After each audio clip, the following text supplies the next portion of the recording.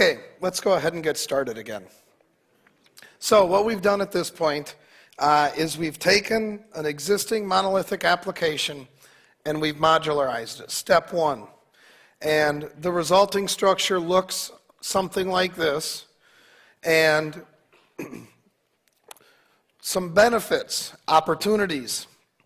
We have now the ability from a reuse standpoint to reuse these modules in different and interesting ways, to compose other applications and services from them, and to independently maintain these modules while recognizing what the impact of change is going to be, that ripple effect of change across to other modules. For instance, I know that I can change anything in the Audit 1 or Audit 2 module, the implementation, without having an effect on anywhere else in the system. In addition to that, I can independently test those modules because they aren't dependent on anything really other than this audit spec module, which contains only interfaces. That's a specification that contains nothing but interfaces, and by depending on that, I've created a relatively stable structure. Now, yes, if the interface changes, the interface definition changes, it's going to cause quite a bit of work for me. But that's the case with any interface that we become heavily dependent upon. Hopefully, though, interfaces change less frequently than the implementation. Therefore, we give ourselves the flexibility to change the implementation while understanding the impact of change, so on and so forth. Now, we arrived with this structure by making a series of relatively small changes, modified our build script accordingly to arrive with this modular structure. What we're going to do now is we're going to take a look at OSGi and examine how a runtime environment that supports modularity offers additional benefits. We're also going to look at how complex it is to bring this system under the control of OSGi, to OSGiify it. How difficult is that process? Because I know one of the issues surrounding OSGi historically is that it's been fairly complex to use. And so we're going to look at just how difficult it is once I've got a modular software system to do this. Before we bring that application under the reins of OSGi, I want to take a look at OSGi in general. An introduction to OSGi, a high-level overview of some of its benefits. Well, modularity is absolutely coming to the Java platform. OSGi is here today. Jigsaw was supposed to be. Jigsaw is the module system that's being developed by Oracle that's part of the OpenJDK project. They started it in around 2007, and they were supposed to deliver it, I think, as part of Java 7, then as part of Java 8, and now as part of Java 9 in 2015. So what's interesting here in Jigsaw is two things. The first thing that Jigsaw is it is a module system for the Java platform. The second thing is it is an attempt to modularize the JDK. What does the JDK look like today? We think of the JDK typically as a set of Java classes, the API that allows us to program applications on the Java platform. Things like java.lang.string, java.sql, so on and so forth. The JDK is packaged as a single jar file. On OS X, on my Mac, the JDK is deployed in a classes.jar that is roughly 30 meg in size. Attempts to take something of that size and now modularize it has not been easy because of all of these subtle dependencies that have crept into the JDK over time. And that's an example of how challenging it can be to take a relatively large system where you think you may have a really good object-oriented design or a good flexible class structure or a layered system or whatever else you might strive for to achieve with your software architecture. It is an example of how with a large system, unbeknownst to you, there are dependencies that creep into that thing that make it very difficult to realize the advantages of the original architecture. And taking a large system and modularizing it, while relatively easy in our example because it was canned, right? I mean, I'd done it ahead of time. But it's an example of how challenging that can be in the real world, which is why as you begin to take large software systems and modularize them, especially if they're existing systems, especially if you don't go into this development effort with modularity at the top of your mind, thinking in terms of modules, if you want to take an existing system and now modularize it, it's probably best to start with relatively coarse-grained modules. One of the first steps that I employ is to try to separate it out according to the physical layers, the same thing that we did here. But think in terms of the JDK for a moment. The lack of modularity on the Java platform is ultimately one of the reasons why we see different profiles. It's ultimately why we see profiles like Java ME, Java SE, Java EE, and now we've got Java EE Web Profile and Java EE Enterprise Profile. And the issue here is that these profiles are very static in nature. That's why we have to have these profiles. Instead, a truly modular platform would allow me to right-size the platform based on the requirements of my application. I would only use the platform components that my application ultimately needed. These profiles contribute to fragmentation of the platform. The fact that I have all of these different profiles makes it challenging for me when I go download Java just to know which profile I should download. So yes, it's coming to the platform. OSGi is here today. Jigsaw will hopefully be here someday. I'm not sure when. The newest plan is 2015. But it's also a testament to how challenging this can actually be. So we're going to look at OSGi because we can actually use it today, and we're going to use it here to bring this modular system under the control of OSGi. OSGi has been around for quite a while, very popular on the desktop. For those of you who are using Eclipse, OSGi is essentially built into Eclipse. It is also built into just about every Java middleware product in use today. Whether you're using WebSphere, WebLogic, Glassfish, whatnot, OSGi is a core component of most of the platforms that we use today. And if we want to, we can choose to use OSGi on these platforms. I am using Glassfish in this session today.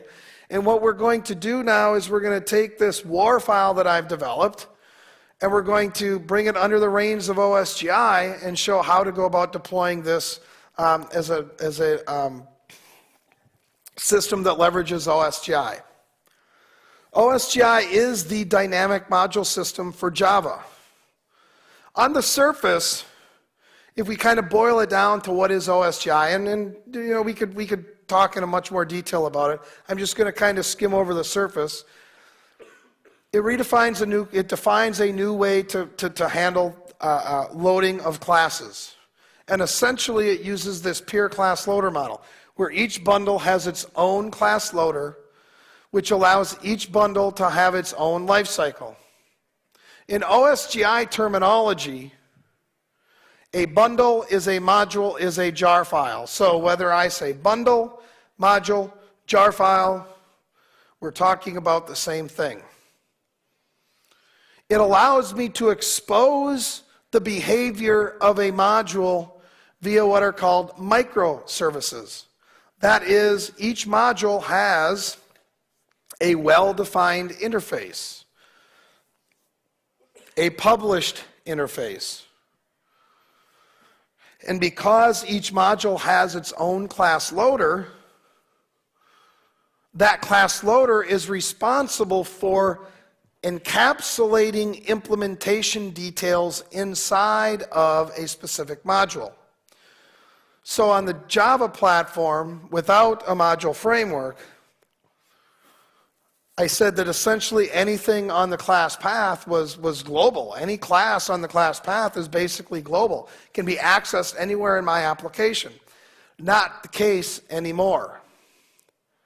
The class loaders associated with OSGi control type visibility of the classes within a module. And then, quite frankly, what it comes down to is that for you and I, as we develop these systems using OSGi, a module is referred to as a bundle on the OSGi from an OSGi perspective, and it's really a jar file with a corresponding manifest file. And this manifest file contains header information that essentially describes the jar file in the OSGi environment. So on the right here, you can see manifest.mf, and it has a symbolic name associated with this bundle. It specifies the packages that this bundle imports. That is, this module is dependent on other modules, and what within those other modules does it use? So dependencies are explicit in nature. They are explicitly managed and they are explicitly enforced. Not shown here is where I would explicitly export the packages associated with this module. If I do not export something as part of this module, then nothing can reach inside and use the contents of this module explicitly.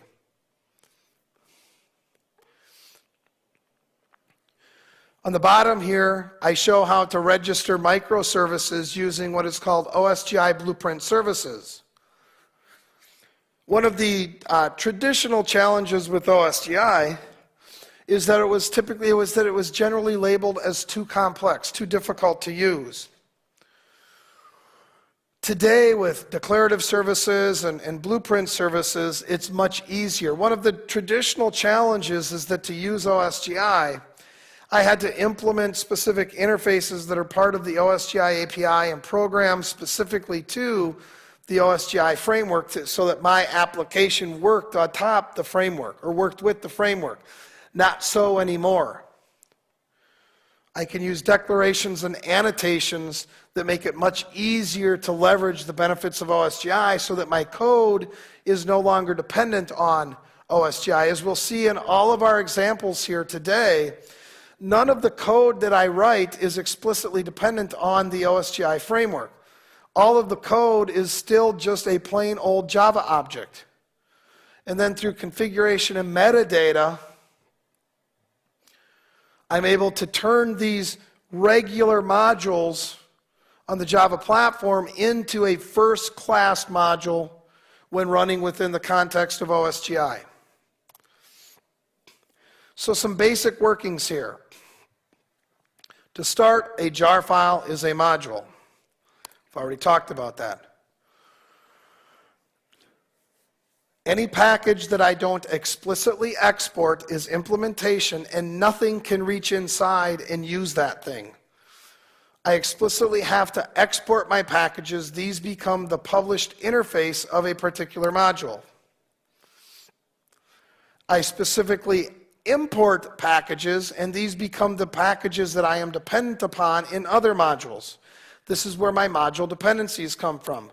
As I look at just these four concepts here, it's the class loader that gives each module its own lifecycle. It's the pure class loading model. that essentially allows me to treat the jar file as a first-class entity on the Java platform. It is what restricts the visibility of my implementation details. It is what allows the published interface to be consumed by other modules in my system. And it is these concepts that give me the dynamicity surrounding OSGi. By dynamicity, I mean that I can install, uninstall modules at runtime without having a detrimental impact on my system. Because a module, again, is a first-class citizen, it has a life cycle associated with it.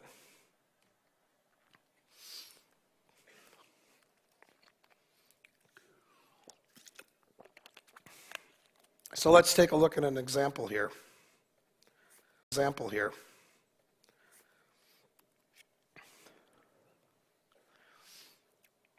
I have a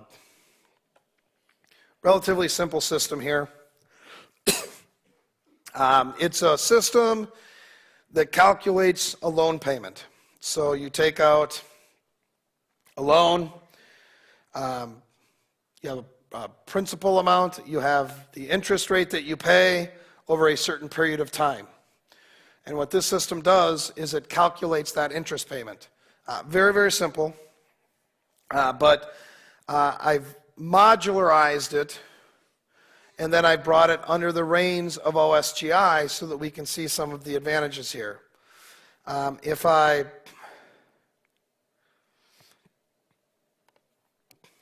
let me first build it.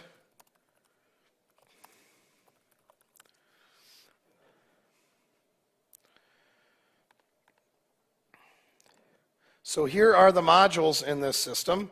There are quite a few because, again, it's an example where I really want to make sure that y'all take this point with you. The modules that I'm showing here are very, very fine-grained to demonstrate the benefit of modularity, because I don't have a system of 1,000 to 10,000 classes. These are smaller systems. In the real world, the modules that I create would probably have many more classes in them than what I'm showing here today. That's an important takeaway. But anyways, what I've got here is a structure where I've got several different modules. Down at the very bottom, I've got that loan interface.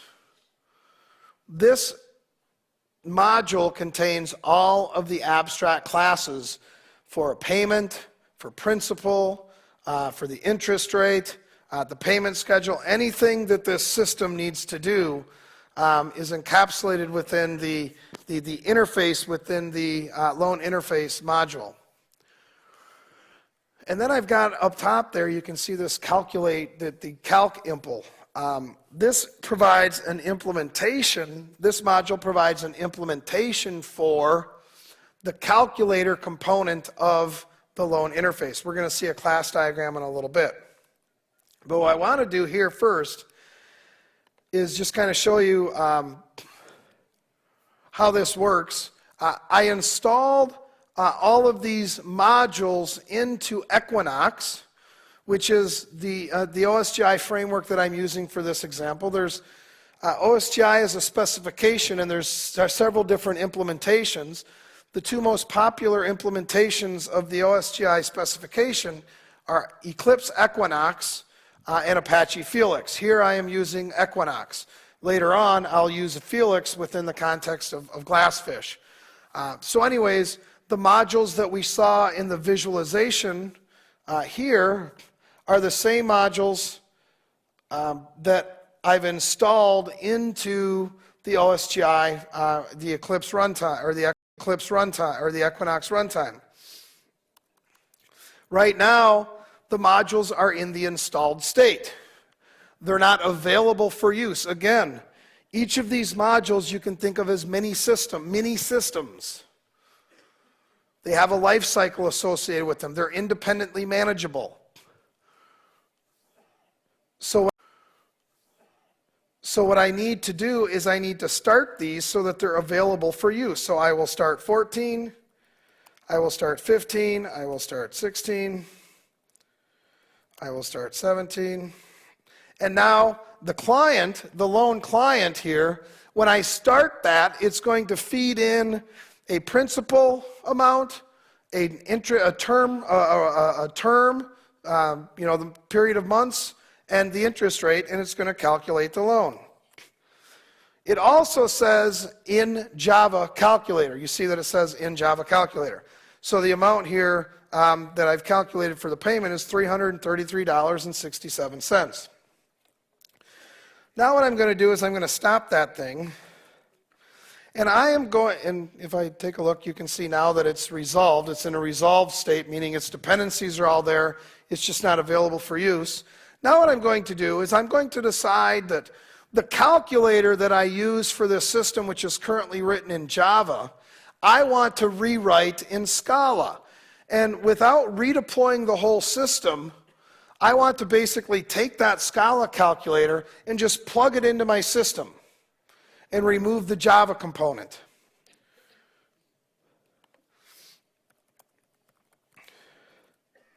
So I've got a Scala calculator written. I'm going to compile that thing. It's now compiled. I am going to stop 16, which is the calculator that I'm using, and I'm going to install only the Scala component.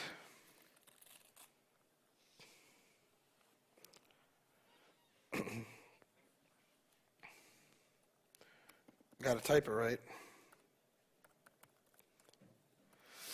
And now, a couple of things here. One, I had pre-installed the Scala runtime, so I'm going to start bundle 19, and now I'm going to start my Scala calculator.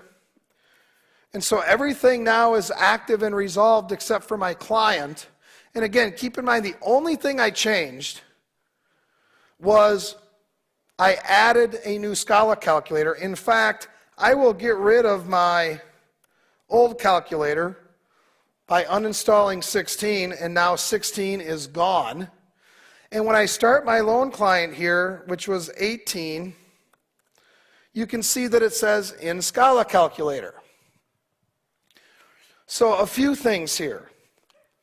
One is I have replaced a component of my system at runtime with something else without affecting any other aspect of my system. From a maintainability standpoint, I wrote a piece of new code, I compiled that piece of new code, and I plugged it into my system without redeploying anything else. So, I want to, again, explore one of the fundamental tenets of the object-oriented paradigm. And one of the fundamental tenets, one of the fundamental goals, is stated by the open-closed principle that says systems should be open for extension but closed for modification.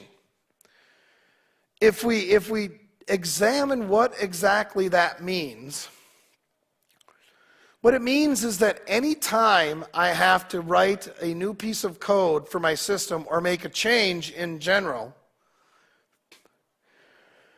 is that I should be only writing new code. I should never be modifying any existing code. Now, that's taken to an extreme. If I actually tried to do that in practice, I would drive myself crazy with all of the abstractions that I would have to introduce to pull that off. But in essence, that's the fundamental goal of the object-oriented paradigm, is to create systems that are open for extension but closed to modification. I shouldn't have to modify anything. That's the power of abstraction. I simply implement an abstraction, provide a new implementation, and plug it into my system. But OO doesn't necessarily take that far enough. The reason is because if I do that using OO, I've still got to compile everything and I've still got to redeploy everything. So you can look at modularity here, and essentially what I've demoed with OSGi as taking that open-closed principle and applying it to runtime, to the runtime environment.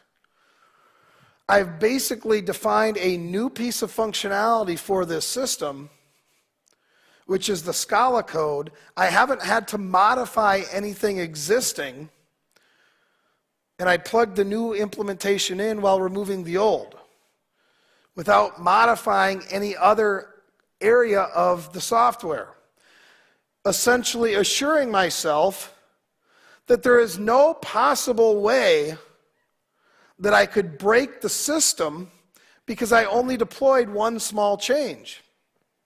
Now, yes, if there were a bug in my Scala calculator that I created, obviously things wouldn't work. But if we think in terms of how we maintain software today, I could have a system that's 500,000 lines of code.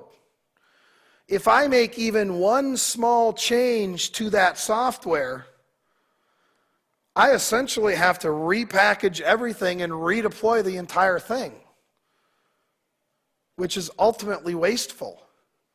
Why not simply deploy what I've changed to offer myself the assurance that I'm not going to break something unexpectedly? It also begins to remove this highly application-centric mindset that we've essentially conformed to or have taken over the course of the last several years. Think in terms of how you develop a web application. You write all of the code and you probably package it up into a war or ear file and you put it up on a server and you've got this URL associated with it and that's your application. But ultimately, what do we need to have that? Why do we need to take that application-centric mindset on the server? Instead, why not just deploy additional capabilities to the runtime environment, associate a URL with them, and do that as we need to instead of associating everything with this application? And we're gonna kind of see that shift now as we look at bringing the bill pay application under the control of OSGi. You'll see exactly what I'm talking about. So this is essentially what I have done in this environment is I have taken an existing module, B2, which would be my Java implementation. I have uninstalled that, and I have deployed B3, which is my Scala implementation, because both Class 3 and Class 4 implement the same interface. The Scala implementation implements the same interface as my Java implementation, which is why I had the ability to easily substitute that in for runtime, at runtime. So is this ultimately too complex? Well, a couple of things here that I want to take a look at. If I look at the source code for this thing,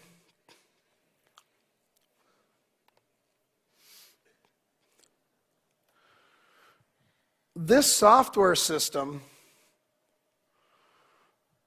consists of nothing but plain old Java objects. No matter where you look in this system, you will not find anything in the code itself that is dependent upon OSGi. Nowhere will you find code that is dependent on OSGi. All of the dependencies on OSGi and anything that uses it is encapsulated, one, within the corresponding manifest file, which for these examples are relatively simple. You can see that the manifest for this calculator, this is for the calculator module, basically imports the loan package. The loan package lives in that loan interface module that serves as the contract between the calculator and the rest of the system. But if I actually look at the source code, there is nothing in here that is dependent on OSGi. It's all independent. It's just a plain old Java object. And in fact, if I wanted to, I can easily run this thing outside of OSGi if I want to. Here I'm running in a command line. Asks me for a loan amount, asks me for an interest rate, asks me for a term. I want to print the payment, boom. So I'm running this directly atop the JVM because the only thing that's dependent on OSGi exists in the manifest file and a couple of configuration files that we'll see in a minute, because this is using blueprint services. And when I run it directly atop the JVM simply ignores that stuff. So I can take this, I can run it on the JVM, I could deploy it as part of a traditional web application in a WAR or EAR file, or I can treat them as modules, first-class citizens on the Java platform if I have an environment that supports OSGi.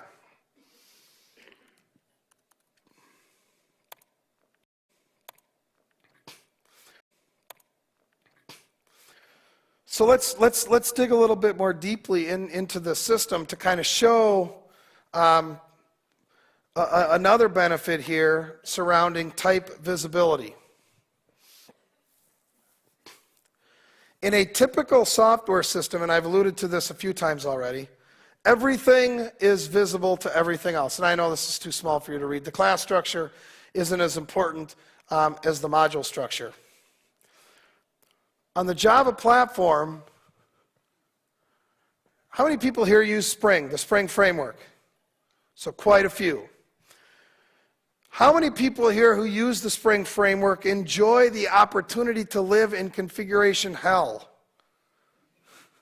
Most people do who use the Spring framework, because we have all of these configurations that we put into this one big configuration file, and then we get to the point where we realize this one big configuration file was a bad idea, and so we try to separate this thing out into multiple configuration files and organize it logically, but there's just something about it that is still really, really cumbersome to deal with.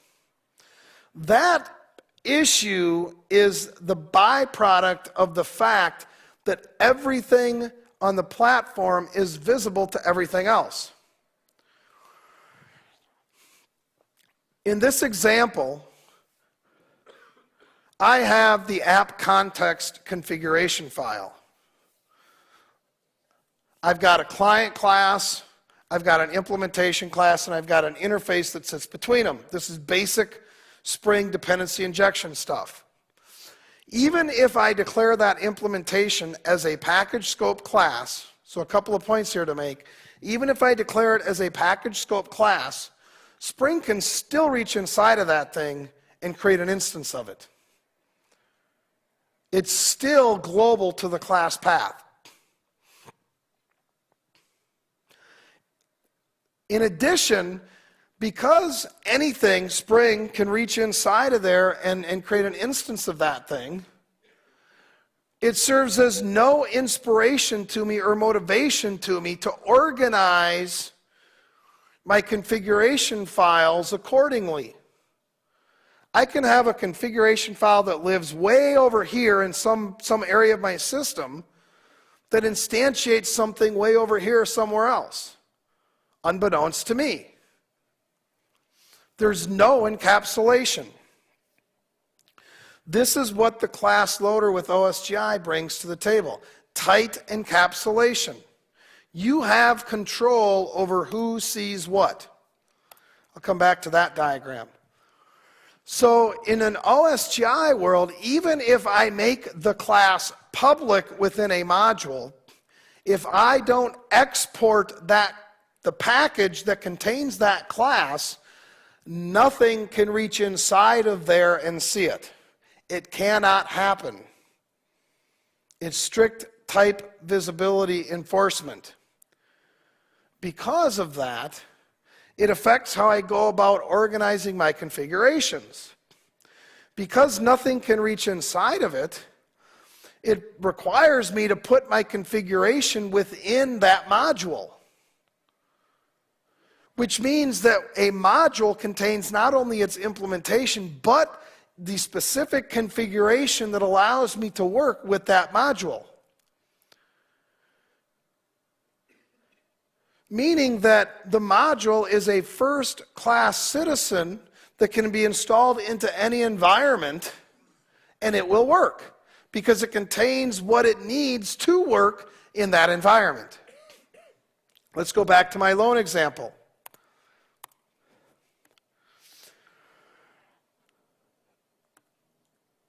The loan example, find the right visual here, has this calculator layer associated with it, which is the one with the X through it, that has a bunch of implementation classes inside of it. This is where all of the implementation for the Java and the Scala calculator currently live, is right inside of here. That means that at runtime, when I calculate the payment for a loan, it's executing this code. But what's interesting here is that if I look at the client that executes it, it is importing only two things: the loan and a thing called a facade. So the loan contains all the interfaces, and the facade is essentially the process it goes through to create the loan or to calculate the payment. If I look at this calculator, though, the manifest, I will see that it imports nothing. Or I'm sorry, that it exports nothing.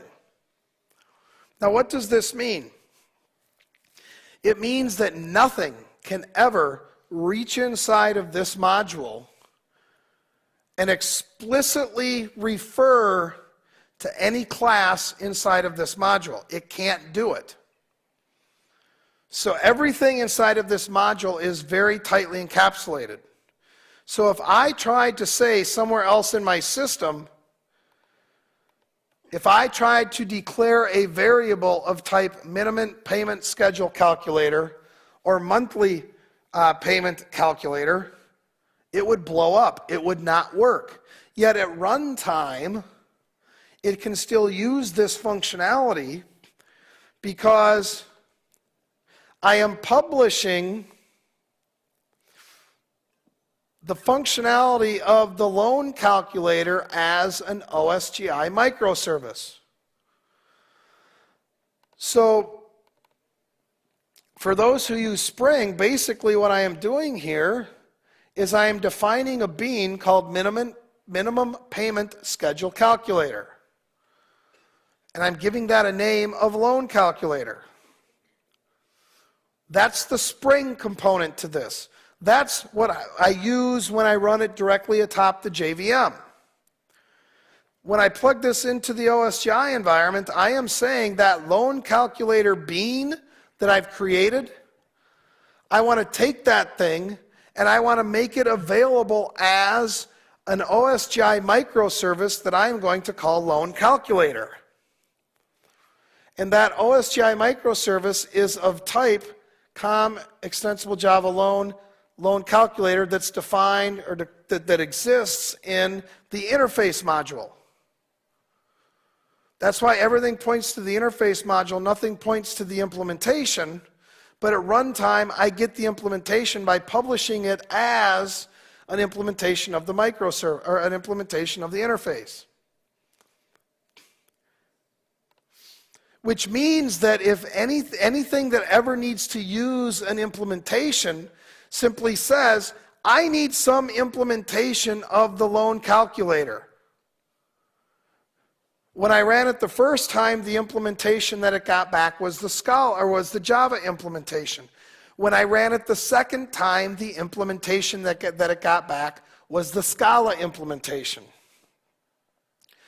That's where I have the dynamicity. That's why I knew 100% certain, because the loan calculator module doesn't export anything. It just exposes its published interface. It's why I knew that I could remove the Java implementation and replace it with the Scala implementation, and I knew it wasn't going to break anything because I knew 100% certain that nothing can ever reach inside of this module to get access to its internals. I absolutely knew that could not happen.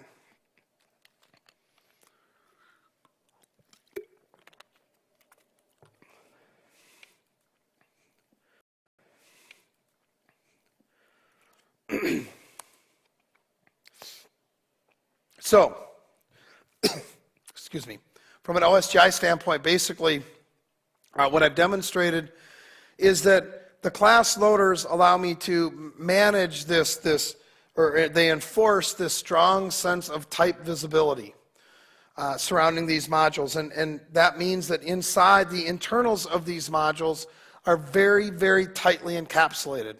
Nothing can reach inside and reference anything that I don't want it to reference. And the module exposes its published interface as an OSGi microservice, which means that anything that needs to use the functionality of that module is going to do so in a very generic fashion. If I go back and I look at my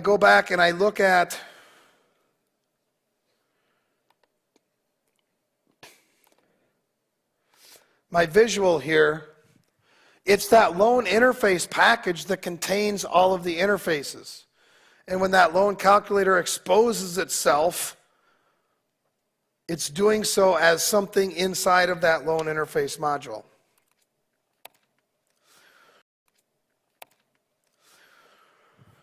So, from a platform standpoint, one of the reasons why we don't typically develop software like this is because historically the platforms have done a really poor job of supporting modularity. Historically, the platforms have not supported modularity at all.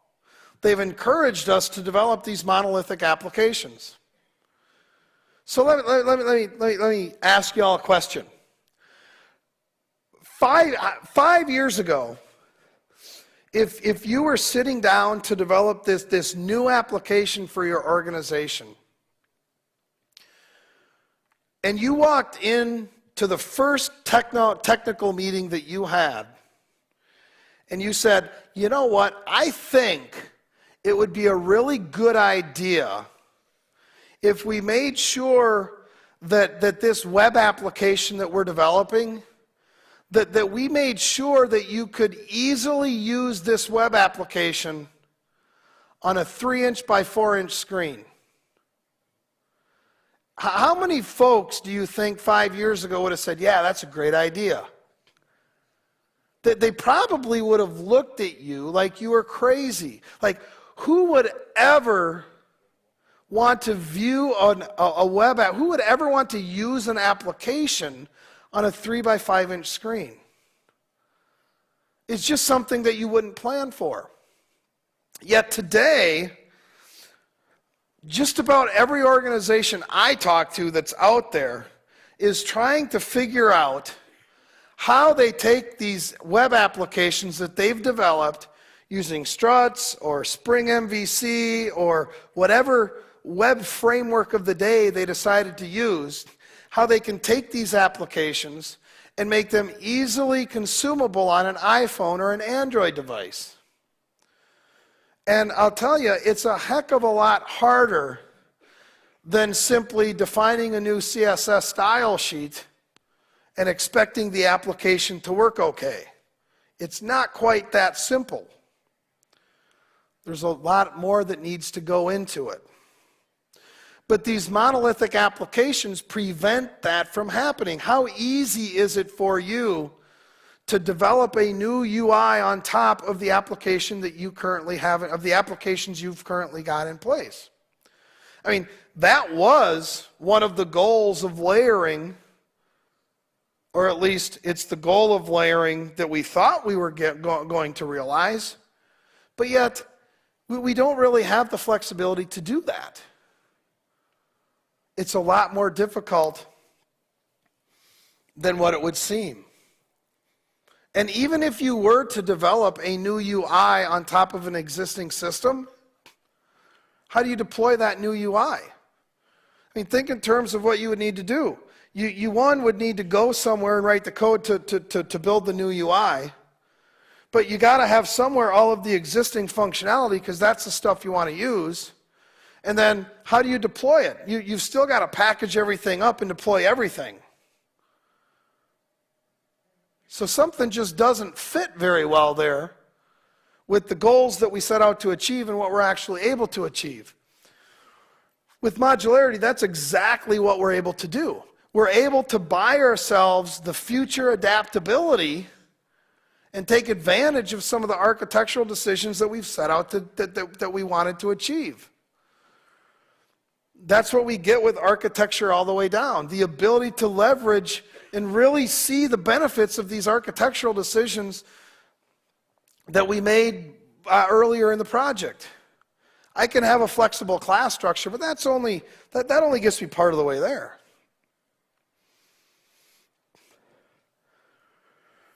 With a truly modular platform,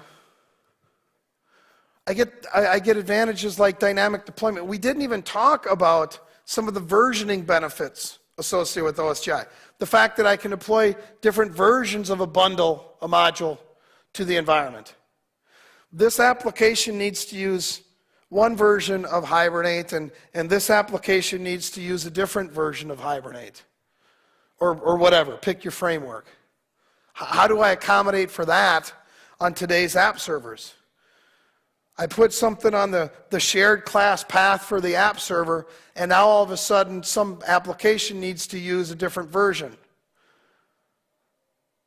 I run into all these crazy class cast exceptions and class not found exceptions as I try to deal with different versions of classes on the class path. Here, I associate a specific version with a module, and I can deploy multiple versions to the running environment. We don't think in terms of this stacked platform anymore.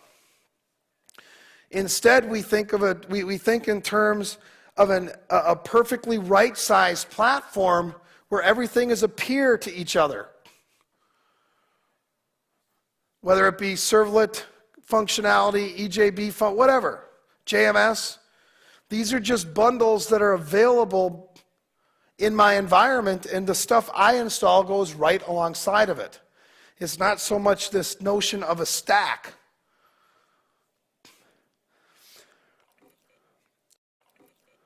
So let's take a look at this bill pay application and what it means to bring it under the control of OSGi and some of the benefits associated with doing that. So at this point, let's see, let's find the right.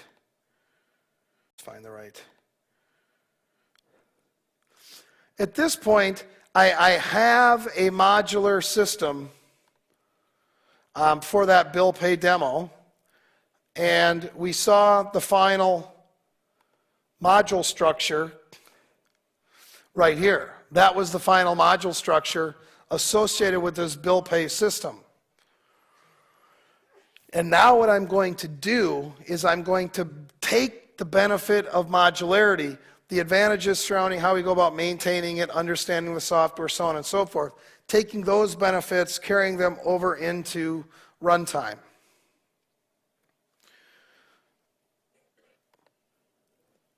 So I am going to jump over and I'm going to compile the new OSGified version of this system. Okay.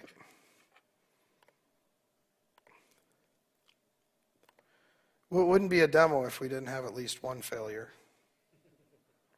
Let me find the right target here that I want to invoke.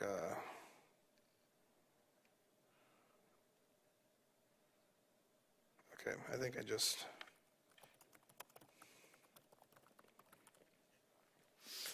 Okay, so I'm building this OSGi-ified version of the system right now. If I look at my structure here, I'm going to see basically the same thing. Basically looks the same. The only difference now is that before that bill pay module had a dependency on audit 1 and audit 2, because I had this factory thing in there that explicitly created the implementation. Now I push that out to a configuration file, so I get complete decoupling from the audit implementations and the rest of the system. So they're completely decoupled at this point. And if I look at my audit functionality here, what I'm going to see is that the audit facade implementation implements this audit facade interface, right? And it's going to expose this audit facade as an auditor as the implementation of that interface. Okay, this is the OSGi stuff. So this audit facade is going to be an OSGi microservice that the rest of the system can use. I've got my modules like I had before, now in a bin OSGi directory. And I've got this special module that I have named with a WAB extension. Don't read too much into that. I'm doing that for demo purposes only to illustrate to you what module it currently contains all the JSPs and the struts and what would typically be considered the web portion of this application. Okay, I could easily name that as a jar file as well. So now what I'm going to do is I'm going to deploy this thing. So I'm going to get rid of this old bill pay. And when I deploy, well, maybe I thought I was. Okay, there I did. Now, when I deploy this, I'm actually going to deploy it a little bit differently. I'm going to deploy them as individual modules now. Again, I've got the modular application. Now it's brought under the control of OSGi because 1, I got the manifest, and 2, I define the microservices that I want to publish using OSGi blueprint services. But in terms of the application itself, everything is still a plain old Java object. And if I wanted to take these OSGi modules and put them into a WAR file, I could easily do that. There is nothing that prevents me from taking this stuff that is currently these OSGi modules and deploying them as a traditional web application. When I deploy these OSGi modules under Glassfish, though, I'm going to explicitly choose OSGi as the type that I'm going to deploy. And I'm going to deploy each of these modules independently.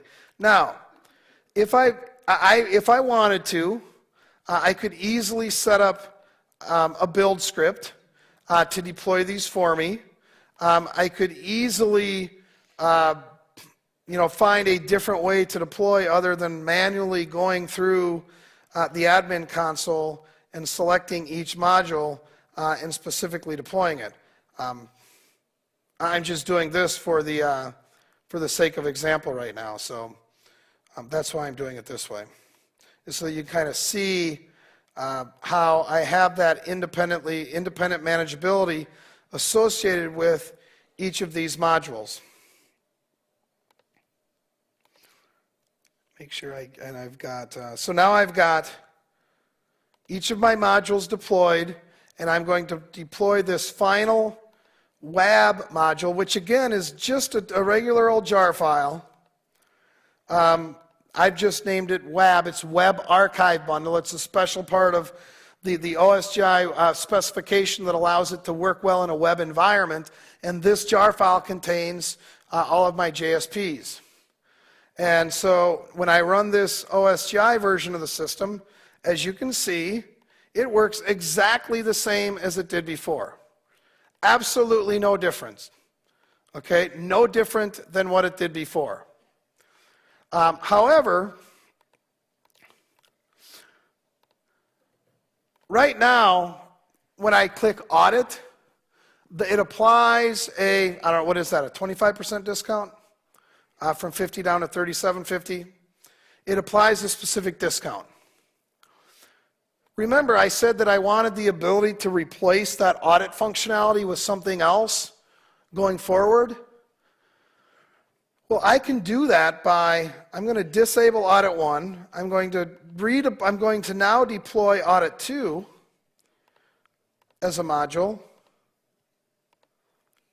And now when I go audit, I get a different discount. I have ripped and replaced the guts of my system and only deployed that one thing without modifying anything else anywhere in my system. I can easily disable Audit 1, Audit 2, re-enable Audit 1. I get the 37.50 back. If I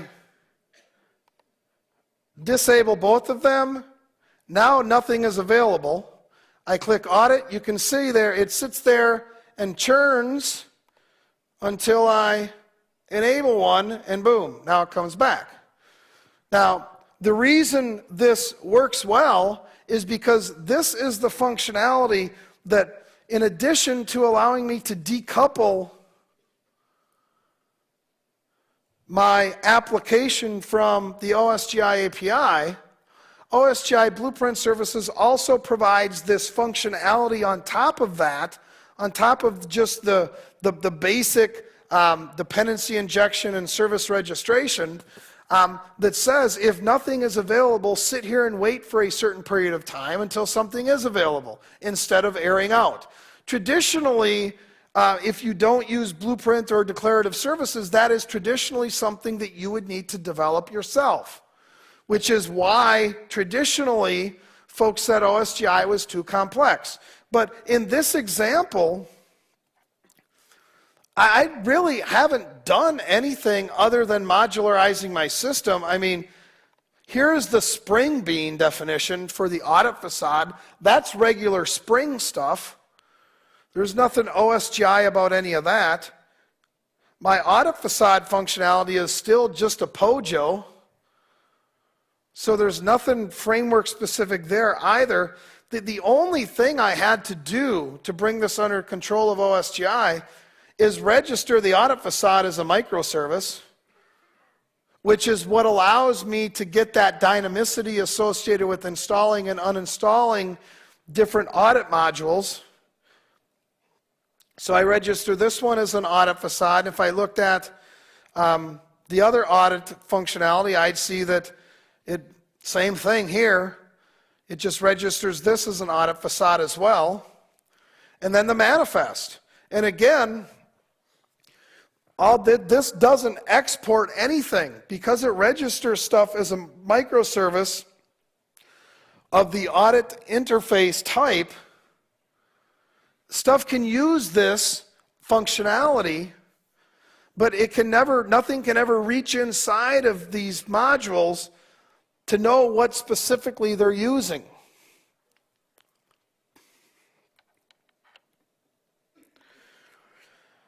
So now I've got this nice modular application that's been developed using struts and is a web application. But what's interesting here is it's not a monolithic application anymore.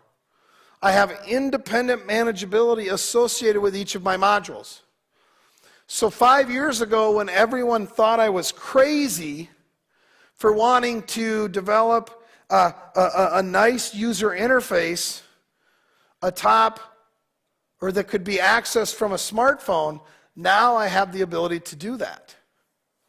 Now I have the ability to basically take struts and completely rip it out of this system altogether, because the only module here that is dependent on struts is the bill pay UI module. And I can put new stuff on top of this. And not only can I put new stuff on top of this, but I only need to deploy the new stuff that I've developed. So one thing that a lot of folks are interested in today is a web API. Developing a web API. And if you've got an existing software system and you want to build a web API on top of it, again, that's no different than building a new UI on top of that system. It can be challenging. Here, if I want to build a new or a web API on top of this system, a RESTful API, imagine that, I've got a REST directory here. I am going to,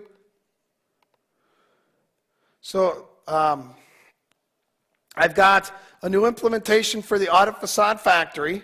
I'm basically going to expose this as a RESTful API now, so that I can call this via REST.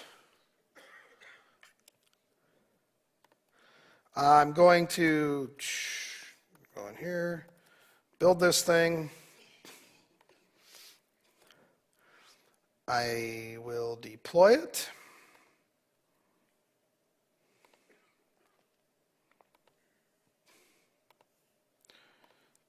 Bill pay REST. It is an OSGi module. Now I've got a RESTful API. Okay, and if I actually remembered the URL, I'd be able to show you what that was. But instead what I'm going to do is I am now going to build on top of that UI a new web application.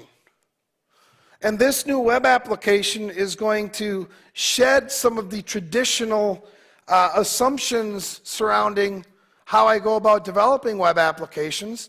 It's going to be much more consumable on smaller screens. It's going to leverage a single page architecture. It's going to use AJAX to asynchronously load data. And as you'll recall, this horrible interface that I've developed here, I'm now going to make it much more usable, at least as usable as someone can who's not a UI designer.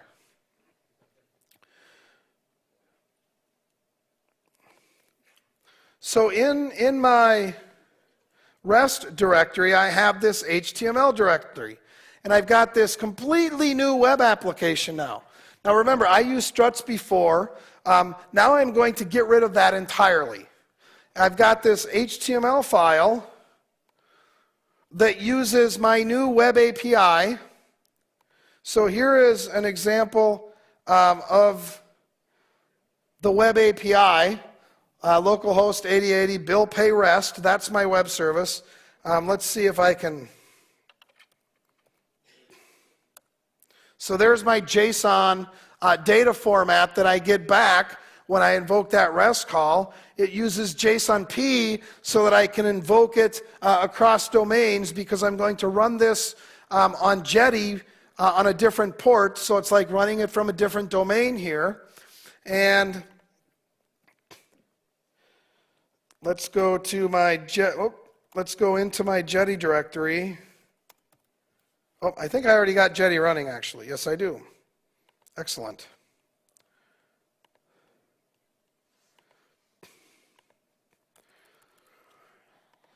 So because I've already got Jetty running, I can say bill pay REST, and boom, there is my new web application. Here's my old one. This is that billpay.html. In fact, now, let's say that old bill pay UI, that old strut stuff, I just want that gone completely. So I am just going to undeploy that. I'm getting rid of that altogether, because now I've got my RESTful API. So I hit the delete key on the old user interface, which if I try to access it, it's not going to work now because it's gone. And now I've got my new interface that I've just developed. And as you can see, it's all done asynchronously. It's a single page architecture. I no longer have that bouncy browser anymore. It's much more responsive. I suppose for someone who can't do user interface design, it's not bad from a UI standpoint either. And finally, if I fire up the iOS simulator, I'll see that the UI on my iPhone actually works a little bit better too.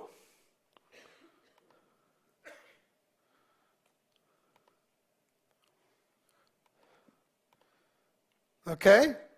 So the point here is that without a modular architecture, I would have not been able to do that. There is absolutely no way I could realize these benefits if I didn't have a modular architecture. And the modular architecture was step one. Okay, even with the modular architecture, I don't necessarily get the runtime benefits like what I demonstrated here. But at least I still can do it. The only thing that I can't do with just a straight old modular architecture is get this runtime dynamicity. With a modular system, I still could have deleted the old UI from atop my system and developed the new UI. I just would have had to have repackaged everything and redeployed everything. Here, I didn't have to repackage or redeploy anything. I'm basically ripping and replacing only the areas of the system that I absolutely need to.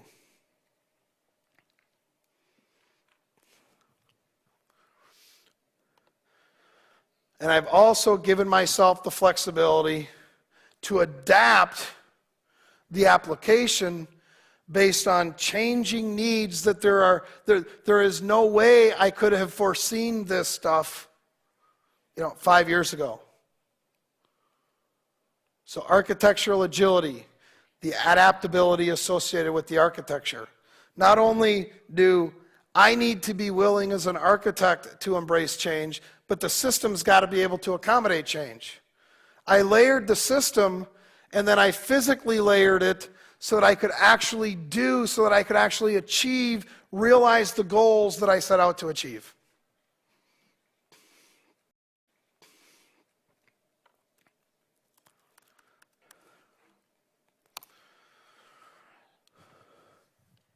And with that said, I'll let you be the first in line for lunch.